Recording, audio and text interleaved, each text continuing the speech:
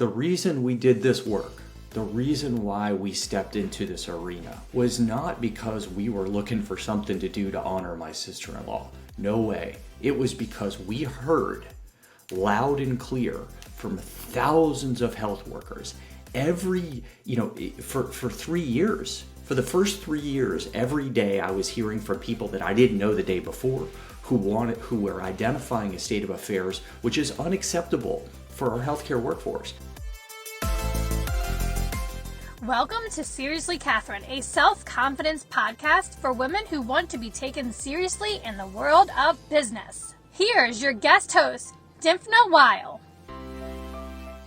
Hello and welcome to the show. Today we are joined by Corey Feist, who is the CEO and co-founder of the Dr. Lorna Breen Heroes Foundation. Corey is a healthcare executive with over 20 years experience. He has a really unique perspective on the healthcare industry. He's authored numerous publications on the need to support the well-being of the healthcare workforce. He has served as an expert in multiple forums, including as a keynote speaker, a panelist, and a moderator, as well as provided formal testimony in the United States Congress. Corey's advocacy efforts resulted in the first federal law focused on improving healthcare well-being, the Dr. Lorna Breen Healthcare Provider Act, which we'll talk about later. This episode is something that's really near and dear to my heart. It's about healthcare well-being. Well-being in general is something I think we can all relate to.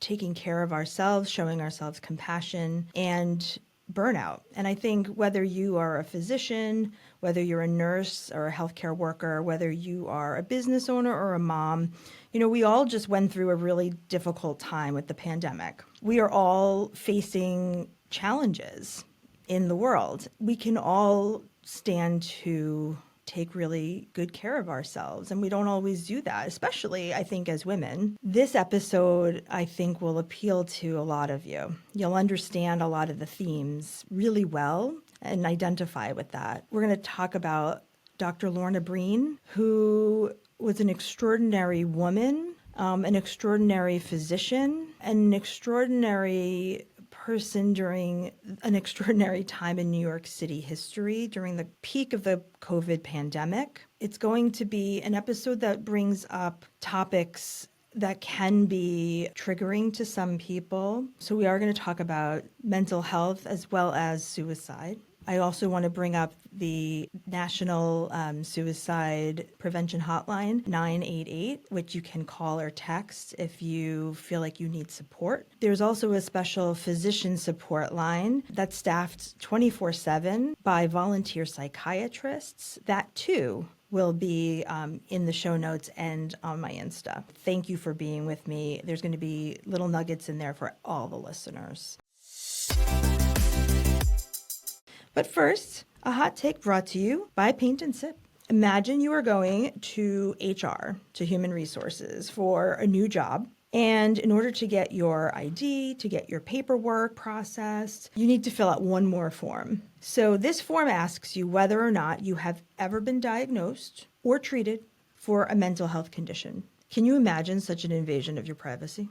That questioning can be so vague that it could even encompass something that happened when you were a teenager or a kid, whether it was the loss of a family member and, you had an episode of grief and depression and needed treatment for that one episode. This is something that happens to physicians and nurses in many states in our country every single day. And it prevents these healthcare workers from seeking the mental health care support that they need. So tell me, what is the issue with taking care of a medical issue? What is the problem with seeking care? If you had a problem with your kidney, you would go get medical care for it. So why is the brain any different? This is one of the reasons that the Dr. Lorna Breen Heroes Foundation is so important, because they are advocating for the passage of legislation and the reauthorization of the Dr. Lorna Breen Act that was passed in 2022 to have this type of messaging and questioning removed from forms and different sorts of questionnaires that healthcare workers are asked to fill out every single day. The bill does need reauthorization this year to be funded. I'm asking all of you listeners to visit our show notes or visit my Insta page at Dympna Weil to find the links. They will take you to the Dr. Lorna Breen page where you can find the authorization page. It's very simple. Click on it, and it will connect you to your local Congress people and support that reauthorization. That's my hot take for today. Corey, first, thank you so much for being here with me on the podcast today. I want to thank you and Jennifer and the entire foundation for honoring Lorna and really demonstrating what's possible when you take action with love. Thank you so much. My heart still aches for your family, for Lorna's colleagues, for the people who never got to meet her.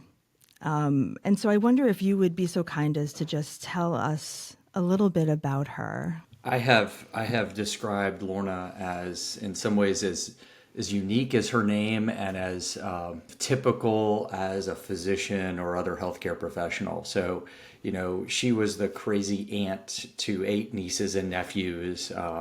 She really prioritized her career over having a family herself. Her entire life, she always wanted to be a physician. She had an older brother and a father who were physicians and a mother who was a nurse. And so she really had that singular purpose in mind, which was to be an emergency medicine physician in New York City and own a black cat. Those were the things, and she had checked those. When I think about my sister-in-law, I think about somebody who was equally as passionate about taking care of her patients as she was her colleagues, as she was the students and the residents that she worked with, as well as the entire care team. Lorna was the consummate overachiever. She went to Cornell undergrad. She got a master's at VCU down in Virginia, and then she got her MD from VCU in Virginia.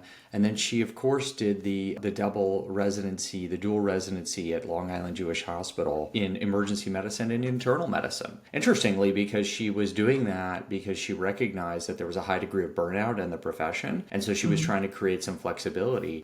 Later in her career, as she really matured in her career into leadership, she then was an overachiever and went back and got her MBA, or was in the process of getting her MBA. And she wouldn't just get it from kind of a fly-by-night online program, if you will. She went back to Cornell, and luckily for her, they had a program in New York. Lorna was a latecomer to the cello. Again, the overachiever. Let's pick one of the hardest instruments ever, having no background in that, and she began to play in a symphony, an adult symphony. They call it the Newcomer Symphony. She had a deep faith, so she was an active participant in her church. And I would say 2 other things about Lorna, and these in some ways go into the stereotypical emergency medicine doctor here, which is she loved to travel and take life, by the hair and just go and do crazy and fun things. And she would call us on like a Friday and say, yeah, I'm gonna go teach CPR in India. I'm like, well, that's great. When is the trip? And she's like, well, it's Monday. And we're like, wait a minute. Like, she just would go do that. Or when she would study for her boards, she'd be like, yeah, I think I'm going to study for my boards in Croatia. And she'd just go fly over to Croatia and go study for her boards. She also loved the snow, and she loved the mountains, and was an active participant in the New York City Snow Chasers, and went out west a lot. And really planned her whole clinical schedule as an adult around these ski trips. And most notably for us, she always wanted to share that passion with my kids. And since I grew up in Miami, my skiing was not great. It was more water, not snow. And so she would take our kids on an annual spring break ski trip, or go with us. And it was, she was really amazing, larger than life. And, we deeply miss her every day. I can't even possibly imagine. And so really my heart just goes out to you. When I think about that pain of loss, I just wonder, how do you go forward with that grief, right? And what you and Jennifer have done in the last several years since is remarkable. And for those listeners, who aren't familiar, I'm speaking about the Dr. Lorna Breen Healthcare Provider Act of 2022 and its landmark legislation providing funding that's needed to support our clinicians' mental health and well-being in a variety of ways. But how do you move forward with such a void and taking your grief and put pain to purpose? Well, it's really, really, really hard. And in those early days, if you back up to the morning after my sister-in-law passed, I heard from a friend of hers who was a former reporter at the New York Times and said, "Corey, you don't know me. I was Lorna's friend, but what you need to know is that the New York Times has this story and they're going to publish her cause of death." I immediately tried to prevent that from happening because we were just in shock still. And the New York Times editor I spoke with said, "This meets our editorial standards and we are publishing despite your objection." And so the information was out within 12 to 15 hours of her passing. And, that provided us a window into something that really inspired the work, which was the response. It began the response by the healthcare workforce. And, my background, as you know, is as a healthcare leader.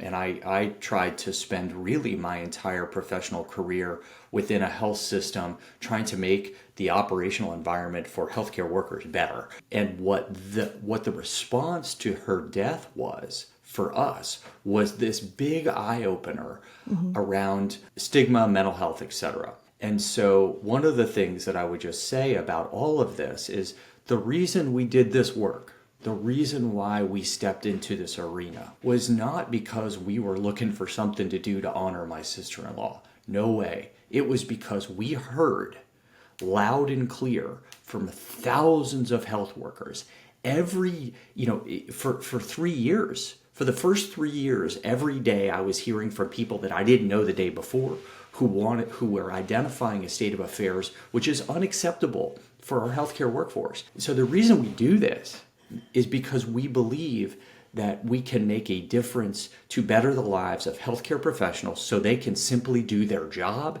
and do the best job they can taking care of patients. That's it. We believe that in many ways, this is exactly what Lorna was doing as a healthcare professional in her emergency medicine, in her emergency room. She was looking out for the healthcare professionals. She was the medical director, publishing about burnout. She was all about this space and trying to make the operational environment better. And so that's what's motivated us. And the response of we need more of it keeps us going. We would not still be here if we didn't have a huge amount of positive feedback about the work. It's really, really hard to do. For like at least the first 3.5 years since she passed, I told her story every day. And that was really hard. And, for me personally, but also, to kind of relive that trauma over and over and over again. But it's really been because we hear from that workforce and we hear from healthcare leaders that they want a new day. They want to create a new day. They just need assistance doing it. That's what inspires it and allows us to continue just one day at a time. Honestly, that takes my breath away. When you were approached by the New York Times, number one, I can't imagine how that must have felt, because so often, particularly physicians, when they have died by suicide, a lot of times, anybody, right? People don't want to share that. And certainly you don't want to share that necessarily in the New York Times, right? With everybody. It's a personal thing. You want to be able to grieve. For you to take that and allow that to happen, first of all, and then to look at it as in such a, spin it in such a positive way to say, this is, it's profound. I remember reading it and it affected me because I can tell you, I have had my own mental health struggles, didn't seek help for the same exact reasons. I thank you for everything you're doing. And thank you for sharing your story, because so many people just need to hear that that healthcare workers are humans and that they need the same love, support, mental health treatment, the ability to take a break, all the things that everybody else does. They're not superhuman.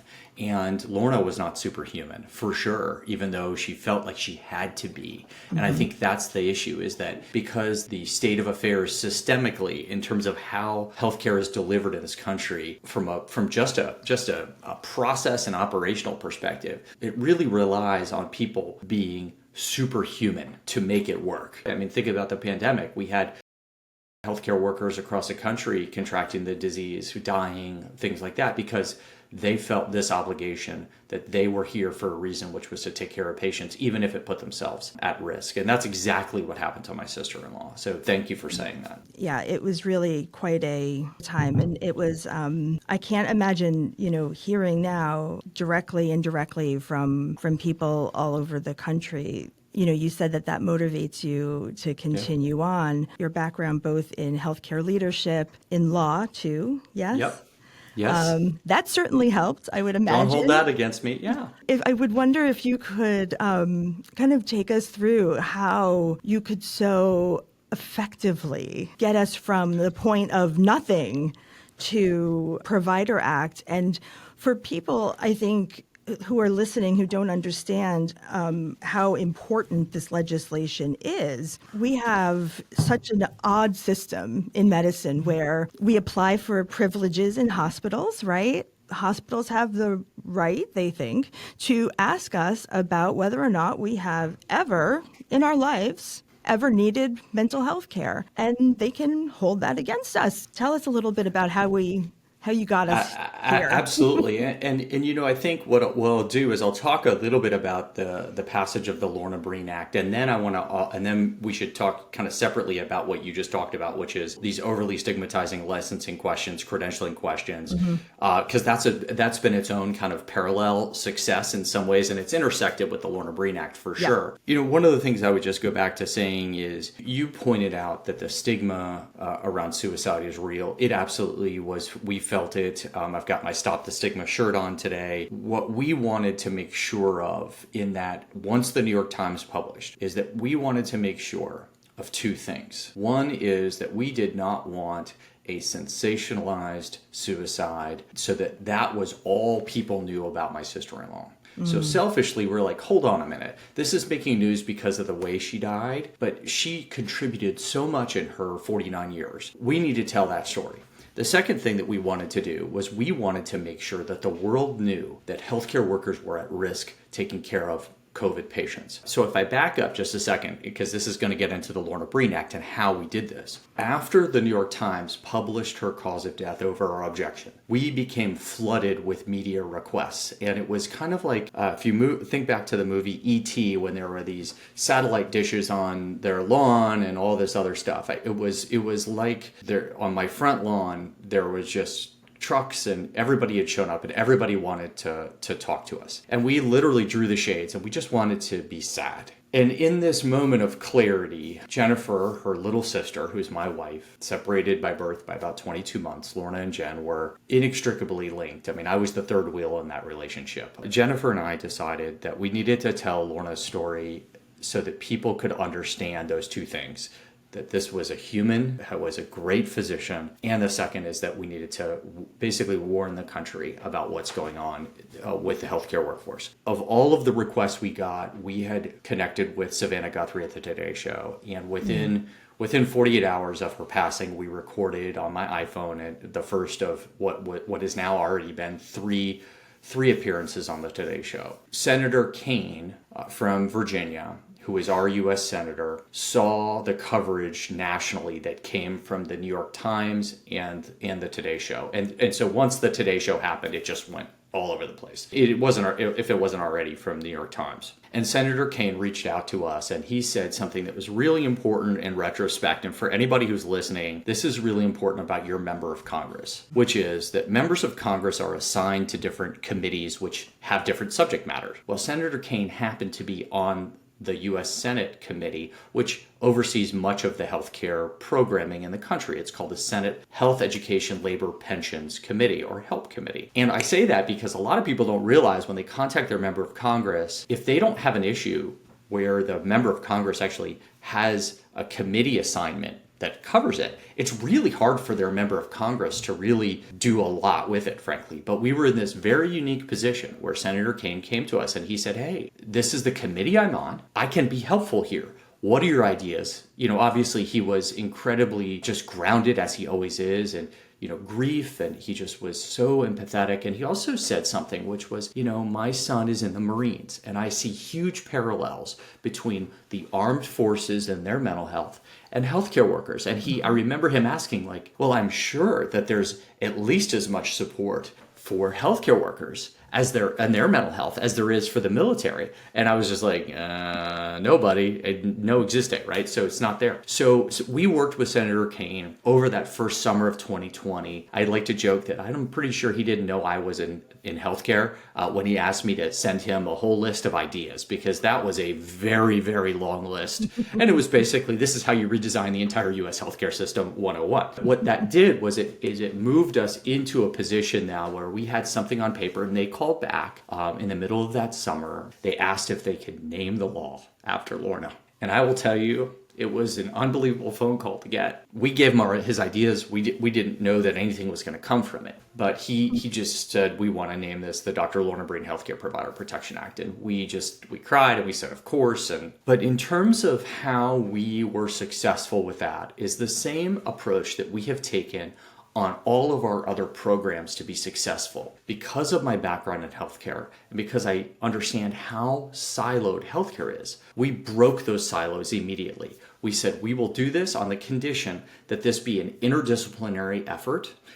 We're looking out for all health workers, not just physicians, even though we have the word doctor in the name of our foundation. So this needs to be interdisciplinary. It also needs to be bipartisan, meaning both Democrats and Republicans, and bicameral, meaning we need parallel legislation in the House and in the Senate. It was that kind of philosophical approach, which, by the way, completely aligned with his approach, that really began the ball moving down the track. And what I would say to anybody who's interested in advocacy or just sharing their story, just the data is really important when you talk to members of Congress or their staff. But I will tell you, data doesn't move people. Stories move people to action. And so we had been also accumulating many, many, many stories over that year-ish. And so when we were asked to testify the first time in favor of the legislation, I was telling stories from many, many others other than just Lorna. And I will tell you, those are the things that resonate with members of Congress. The data supports the story to show that the story is not an anecdote, but those stories are so powerful. So the combination of an interdisciplinary approach, a bipartisan, bicameral approach, really attracted a ton of support across healthcare. And then we also had a kind of an unlikely partner in the work, which was the pharmaceutical company Johnson & Johnson. Their team heard the stories. They heard the stories. And in the Johnson & Johnson credo, they are very focused on helping support health workers. And they said, this work aligns with our credo. We have been dedicated to the nursing profession for over 50 years. We are going to donate our government relations team's time to help you get this done. That's what we did. And the Johnson & Johnson team was led by Kelly Waters, who's now their director of government relations in their DC office. And Kelly, as in that point, a junior government relations representative, she just made it her job because she was also moved. We got a call on March 21st, I think it was, from the Oval Office, and they said, would it be convenient if you come to the White House tomorrow to watch the president sign this legislation? And it was unbelievable. I said March 21st, that's wrong. It was March 18th because we signed it on the 19th. It was an amazing day, and it was truly, just a culmination of all of those stories that we'd heard and all of the data. The Lorna Breen Act, just for people who don't know what it has done, the Lorna Breen Act has done really a lot in a short period of time. It was signed into law within 2 years of its first introduction. And when you do that kind of a thing, what you need to know is usually legislation takes somewhere upwards of a decade to get passed the first time. And we did this in 2 years. So it had huge momentum. But the law in and of itself focused on creating programs that were overseen by HRSA, which is one of the agencies within Health and Human Services at the federal government level. It created 45 different grants for hospital systems and other healthcare organizations across the country to begin to implement their own solutions in their own organization to support the mental health and well-being of healthcare workers across the country. Those organizations were convened by an organization, a large national organization called IHI, which many people know as because of their focus on healthcare quality, along with George Washington University, and they put everybody together in what they called the Workplace Change Collaborative. So this Workplace Change Collaborative, 45 organizations, really worked over the past few years to really double down on learning from each other as well as implementing solutions within their organizations to support the mental health well-being of health workers. The second body of work that the Lorna Breen Act created was an education campaign focused on both healthcare leaders and healthcare workers about how to redesign this coal mine, if you will. That education awareness campaign, and people are like, why do we need an education campaign? Well, it was interesting because NIOSH, which is an arm of CDC, led this campaign, and we actually were able to work as technical consultants on the campaign. And they first went out to the workforce. They went to the workforce and they went to healthcare leaders. And they said, well, give us a state of your assessment of what's going on here. Well, I will tell you, what they heard from healthcare workers was, we don't need an education and awareness campaign to tell us why we are burnt out. What you need to do, and our recommendation is to give all of the resources to this campaign to focus on training materials for healthcare leaders. Yeah. And so we completely revised the campaign based on the feedback, and it became the Impact Wellbeing campaign and the Impact Wellbeing Leader Guide, which gives 6 phases of work for hospital leaders to engage with to begin the process of redesigning the coal mine. One of those areas is for them to remove these overly invasive questions about prior mental health from their credentialing questions. So before we get into that, I think it's important for our listeners just to understand, leading up to this, the reason that so many healthcare workers, physicians would say, we already know these things, and we're going to say, hey, toss it to the administrators. It's because for so many years, really it was before COVID, the discussion about burnout, it was almost as if it was blame the victim, right? It was, you just need to be more resilient. Go to a yoga class, take a walk. And so it was a lot of administration in general would say, here's a relaxation room, but you don't get any time to go use it. If it was even addressed at all, that was a lot of the focus was put back on those that were already burnt out. Yeah, so it's interesting because that it's not a surprise that the response would be, yeah, we're already resilient. We wouldn't be here. They were some of the more resilient people in the world. You don't get through residency and medical school and all of the things without being resilient. I would argue we probably need to be less resilient and fall apart a little bit more. And then maybe it would be helpful. So that's my interjection before we get into the whole, I think that's probably part of it. We're too resilient, perhaps. Well, it's a really important point because the concept about being resilient really shifts the burden of the workplace environment and fixing the workplace environment on those who are being subject to the environment and saying it's your fault. And if you were more resilient,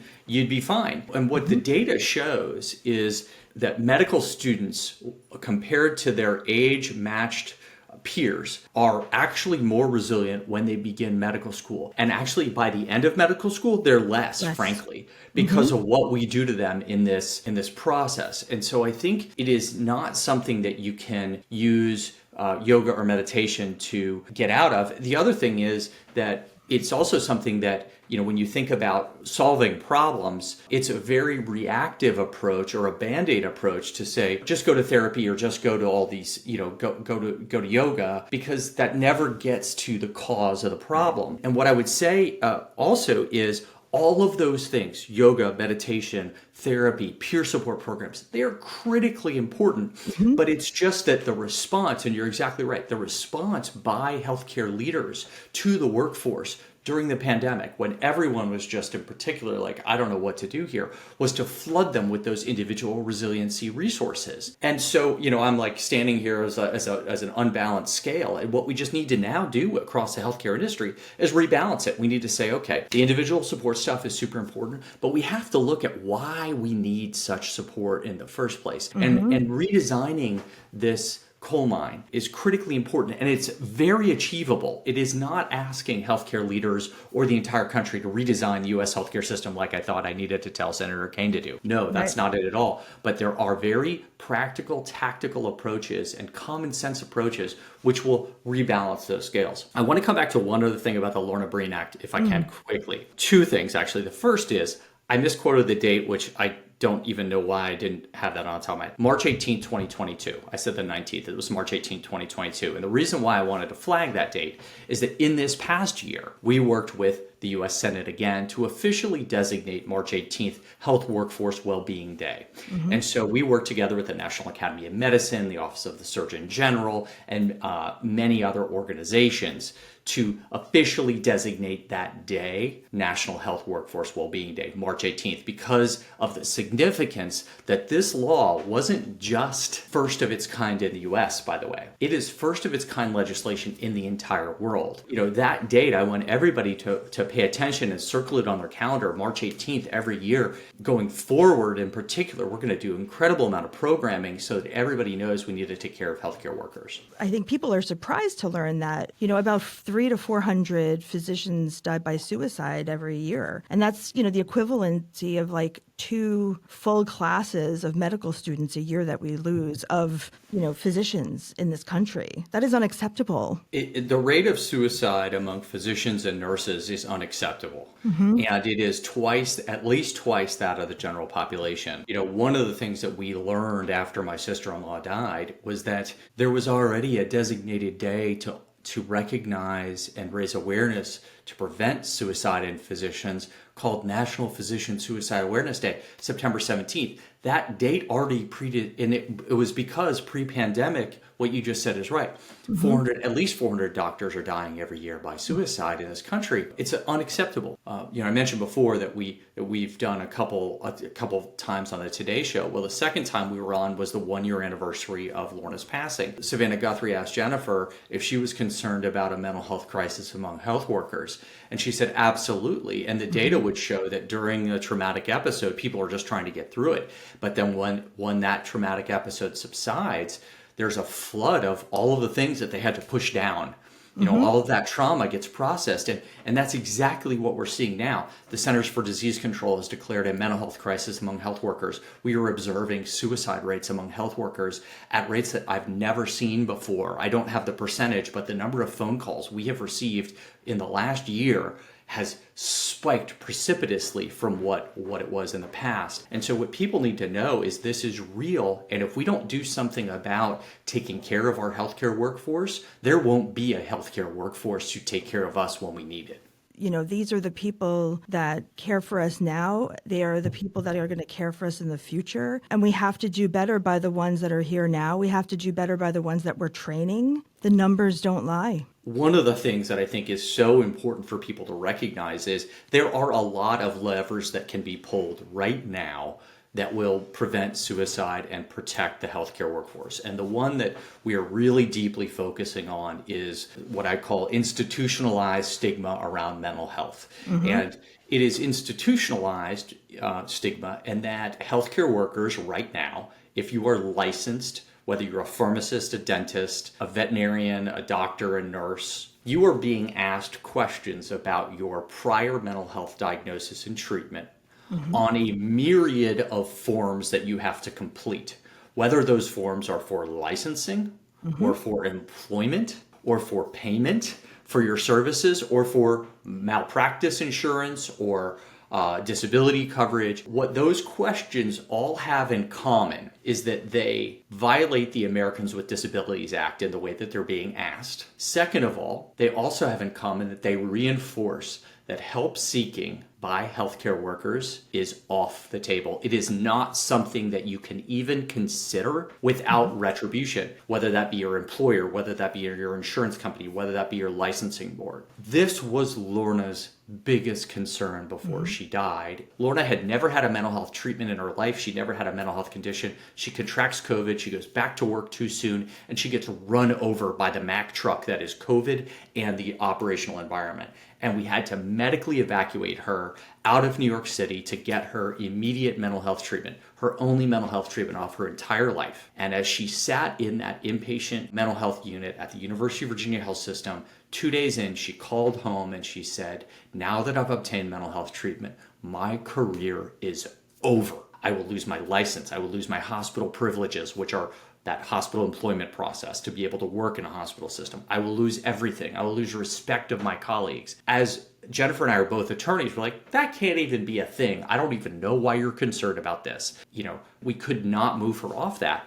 She died articulating this to us as really the last thing that she told us about. So that issue now has been studied by the American Hospital Association together with the CDC, and they've published this suicide prevention guide identifying 3 key drivers of suicide of health workers. Well, they list this one, the very first one, the stigma in the terms of loss of license. The other thing that is true about all of these questions, wherever they appear, is that they are grounded in a prior way of thinking about mental health. They are grounded in this antiquated thinking that asking questions about mental health in the past is in some way indicative of someone's ability to perform a job safely, and that they would do some kind of harm to patients. That data does not exist. We do not ask them about their prior chronic disease, which is a much more higher occurrence in the general population, by the way. I think about 60% of Americans have some kind of chronic condition. The final thing that these things all have in common is that the solution is straightforward, and we have a free tool on our website at drlornabreen.org where people can go and make sure that they take a look at their questions, make the small changes they will have to make in these documents, and then importantly, tell the workforce what the rules are. Because that piece, the communication piece about this, needs to overcome years of programming, if you will, by the healthcare industry. What I'm very excited and optimistic about with all of that as a backdrop is that the uptick right now we are seeing in using our toolkit, and then we've now given out a badge, which is called the All-In Wellbeing First for Healthcare Champions Challenge badge for licensing and credentialing. We're giving it out to organizations, and we're doing that not just so that they feel like they did the right thing organizationally, but so that they can use it as a communication tool to let their workforce know that where they are working is not going to ask them about their prior mental health diagnosis and treatment. The uptick in a very short period of time, while we were doing the Lorna Breen Act, just to give you a sense on licensing for doctors, when we first started to look at this about 2.5 years ago, there were about 17 states in the country that would have been awarded our badge. When I sit with you today, there are 28, about to be 29 states for medical licensing. That's hundreds of thousands of physicians in this country that don't have to worry about these questions being on their medical licensing applications. When it comes to them working in a hospital, we have hundreds of hospitals across the country now. It began in Virginia, but then it scaled across the country that have gone through this work and continue to go through this work to make sure that on their local level, just like we have in the Impact Wellbeing campaign with NIOSH, at that local level, they are free from these overly stigmatizing questions. There's just snow rolling down the hill and building into this big snowball. We are now on what I would call an underailable track when it comes to changing these questions and getting these questions out of the system. So no health worker in this country has to worry about being asked about it. That only works if the healthcare workforce know what the rules are. We should want our healthcare workforce, whether they have diabetes that needs to be treated or depression that needs to be treated, to get treatment so they can simply do their job. And I just say, on behalf of myself and my colleagues, thank you. We think about if your heart needs care, you go to your cardiologist. We take care of our hearts, our lungs. Why is our brain any different? It is an organ just like any other organ in our body, right? Stop the stigma. And to your point, it's not just the stigma of these licensing questions, which is really, I've heard it myself in training, like, oh no, you can't do that. You can go down and talk to somebody in the office, but it's a real thing. But the other part of that is the colleague bit of it, is the stigma of what are your colleagues going to think? We, the healthcare workforce, have to start stepping up. And how do we do that? We have to talk about it. And that's part of the reason why I am so honored and thrilled you came to talk with me this morning, because we can't change unless we talk about it. I'm not very open, but that's why I'm talking about my own issues, right? I had PTSD. I had to take time off and wasn't sure I was ever going to be able to go back to work again. And this was several years ago. I was afraid to go back because what will my colleagues think? Like, I'm not able to take care of patients. And honestly, I didn't tell a lot of them. It's a real thing. It's a real thing, and I appreciate you saying that that's something that you need to do, and you being in the healthcare profession as a clinician, because what we've said a lot is we can do a lot of these external things. We can clear the decks. I'm happy to lead this, and we are leading this, and we are partnering, but I can't change the culture. I can point it out. I can give you all advice, but until the culture changes from within the profession, and it begins in medical school and nursing school and pharmacy school, and it continues into practice with the silent curriculum when they get out, we will never get out of our own way in healthcare, because we will be our own worst enemy. And healthcare professionals are too smart to get stuck in something like this. I was invited over to the World Health Organization to speak about the Lorna Breen Act. On that trip, I learned about how some organizations across the world are handling the stigma around mental health, because the stigma piece is really ubiquitous. I mean, it's everywhere. Most other countries don't seem to have these licensing and credentialing questions, but there's still a stigma around it. And so some of these organizations are taking the approach of looking at how doctors and nurses are documenting about their patients with mental health conditions in the electronic medical record, because you would know this, I would not. What I now understand is that the way that we even speak about our patients with mental health is not always favorable about them. And so that also reinforces this cultural stigma, right? If you're going to be sitting there writing in an official note about somebody who's got depression or a mental health condition in a pejorative way, you're never going to be willing to go put yourself at risk for being diagnosed with what that woman or man had. So it can begin with these simple things, which is, let's look at how we actually write about a patient with mental health condition in the electronic medical record. And interestingly, in at least 2 hospital systems around the world, I almost said the country, that brought this up at our meeting, that in and of itself has begun to really transform the way that the clinicians are speaking to each other about mental health. So some of this stuff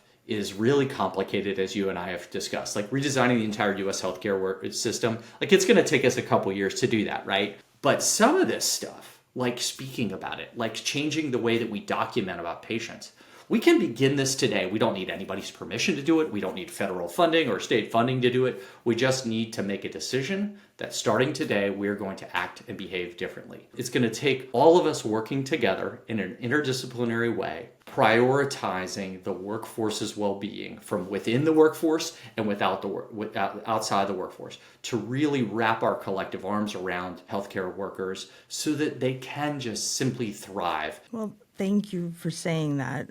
As an OBGYN, I worked for the first 6 months of the pandemic, and then I myself had a health issue that I have been out of work since. And so being a part of as an ambassador to the Lorna Breen Foundation, I have found that just being a part of this organization has given me hope that things are changing. I mean, the fact that you have the Lorna Breen Act, to hear you describe how it all came to be, I mean, it is remarkable. And I want to make sure that we mention funding is something that needs to be re-voted on frequently. This year, by the end of September, the Lorna Breen Act needs to be reauthorized and refunded by Congress. Thank you for mentioning where we are with the Lorna Breen Act, because this was also something that we learned on the job, which is that when Congress makes a law, and when that law creates programs, which is what the Lorna Breen Act did, these group of programs for healthcare organizations as well as for healthcare leaders across the country, those programs are time limited. And so we have to extend them. Now, the first set of programs is expiring at the end of September 2024, and we have worked to have them extended for 5 years. What that means is if Congress fails to act, and we don't think they will, but if they were to fail to act, the programs would just sunset and the Lorna Breen Act would need to be revoted on to extend the programs. We don't think that's going to happen because the House and the Senate committees that oversee the reauthorization of the bill have all voted to pass the bill again. They still need to be voted on by both the full House and the full Senate. So that hasn't happened yet, but we are on the precipice of that happening. Even though this bill is going to be extended for 5 years, what we will have to do, as you said, is we will have to get it funded every single year. And we will have to go back to Congress. And by we, I don't just mean the Lorna Breen Foundation. To be clear, the Lorna Breen Foundation doesn't get any direct funding from this bill. We share a name, but we feel very obligated to speak on behalf of the law. But when I say we, I mean the entire healthcare community needs to go to Congress and say, fund this law every year for the next 5 years and beyond and beyond and beyond. Now more than ever, we need to have people reach out. So what they can do is they can go to our website. On the website, it's very easy to find about reauthorizing the law. In the Take Action section, the very first thing is reauthorize the law. It's drlornabreen.org/reauthorize-LBA. And they can send a message to Congress saying, please reauthorize and please fund the Lorna Breen Act. It's super easy. It takes 30 seconds, right? We're going to have it in the show notes. I will have it on my Instagram page. It's going to be super easy for everybody to just click it. You put in your zip code. It'll bring you right to your Congress people. We had a couple of our ambassadors came with me to Washington recently, where we met with some staff and some members to educate them on what's going on and tell their stories as ambassadors. And one, Jake Goodman, who's a rising fourth year psychiatry resident at the University of Miami, has 2 million social media followers and was able to generate thousands of messages to Congress in just a couple days. It's really important because they keep track of how many people are contacting them. Don't worry that you're spamming the members of Congress, if you will, because you can only send one per person. So it's not like you can just, they know these tools are built so that there's no spamming of members of Congress. It doesn't have to be just health workers who send messages to Congress. It can be any listener. I would just ask everyone who's listening to help your local doc or nurse out. We need you. We're there for you, and we always will be. And just help us out. Corey, I cannot thank you enough. I have one final question for you. If you could share your best memory of Lorna, what would your best memory be? It's interesting. My best memory of Lorna, I have two best memories to share, and one was a constant best memory. She wore the brightest red, like Taylor Swift level lipstick, always. Awesome. And one of my favorite memories, though, was that she'd be in little old Charlottesville coming from Manhattan, and she'd be there for just a basic family dinner, and that woman would put that lipstick on, and she would leave that lipstick on my wine glasses. We'd have to get a chisel and a sledgehammer out just to get it off. That was always one of the things I'm like, really? But the other thing is because she worked in the emergency room, whenever she came to be with my kids, who really were like her children because she didn't have any, she would come and they would always ask for what we call Dr. Auntie stories. And it was just watching her tell these stories and watching her with my kids and them light up. It was just They were just always, she was the cool aunt, man. She was the one who was snowboarding. She was the one who drove the sports car. She was the one in the world traveling, but she always had those stories. So always hearing her stories. Those are her lipstick and her stories were my favorite. Awesome. Yeah. Thank you for sharing that. Is there anything you'd like to leave our listeners with? I just hope that, just gratitude, as you said, everybody in the country, whether you are a healthcare worker related to one, or you just use healthcare, we need to collectively wrap our arms around the healthcare workforce. Some of these things that we can do is just simply when you go into the clinic next is just thank your doctor or nurse and your care team. Ask them how they are really doing. It's the little things that go so far. And when you see the violence and threats against healthcare workers being something that is now commonplace in the industry, the general public owes it to healthcare workers to call a timeout, turn the volume down on the negativity, and we need to just wrap our arms around the health workers. So if anybody wants to get involved, if anyone wants to become an ambassador of our foundation, it's all on drlornabreen.org. Please become involved. Please help us spread this word and implement these programs to support healthcare workers across the country. And so just thank you so much for being an ambassador. Thank you for using this platform to help us get our message out. We are so honored that you are an ambassador of ours, and we have over 119 now, and that number is growing and growing. It's helping us scale our impact and get this word out. So thank you for having me. Thank you for all you're doing in this work, and I hope others will just take a moment to recognize a healthcare worker. Oh, thank you so much for being here. Got it. Truly an honor. Today's serious business lesson is brought to you by the Palette community. This week's lesson is all about the willingness to be uncomfortable. What do I mean by that, and why is it so important? This month I've been growing in leaps and bounds in this arena, and because I'm asking for things from others, and that's generally not something that I am particularly comfortable doing. However, to bring meaningful conversations to you, my listeners, it was required of me to get really uncomfortable and ask these amazing guests and these amazing humans to join me in conversation here on the podcast. So part of the discomfort was knowing that no was always a possibility. However, so was yes. And I had to remember that yes was also part of the equation because my brain just wanted to focus on no. Like, why bother? So I had to get really uncomfortable with that possibility and remember that yes was also possible as well. And had I not been willing to get uncomfortable, the answer would have been no 100% of the time because I never would have asked in the first place. What are you willing to get uncomfortable for this week? What might that yes bring you? That's my serious business lesson for the week.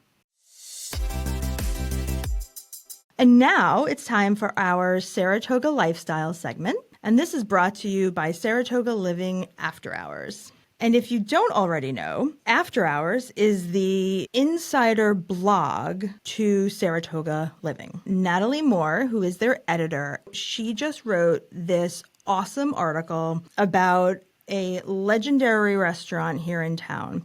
I'm going to divulge a secret. I have never been to Ciro's. Please do not judge. And now I just read Natalie's article and I have to go.